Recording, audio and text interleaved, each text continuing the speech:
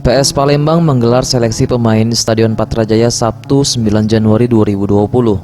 Untuk tahap pertama merupakan seleksi untuk calon pemain yang akan berlaga di Liga 3.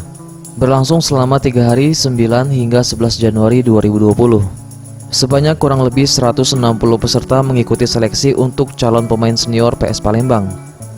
Seleksi pemain sendiri diawasi langsung Direktorat Teknik dan Direktorat Pembinaan dan Pengembangan Laskar Segentar Alam.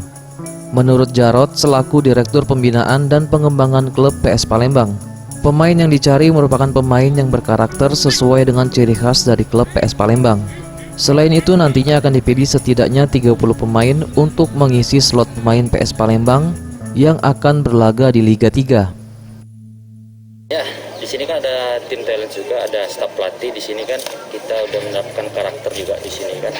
Sepak bola sekarang kan ada menyerang, defending dan transisi. Jadi transisi di sini kita utamakan yang pertama, terus karakter kita kan cepat keras. Jadi ya yang utamakan ya yang punya karakter. Kurang maksimalnya 30, sekurang-kurangnya 22 orang pemain. Pemain yang mengikuti seleksi ini tidak hanya dari Sumatera Selatan tetapi ada juga dari luar provinsi seperti Lampung dan Jambi. Tetapi pemain asli Sumatera Selatan tetap menjadi prioritas nantinya. Eza PM, Sriwijaya TV.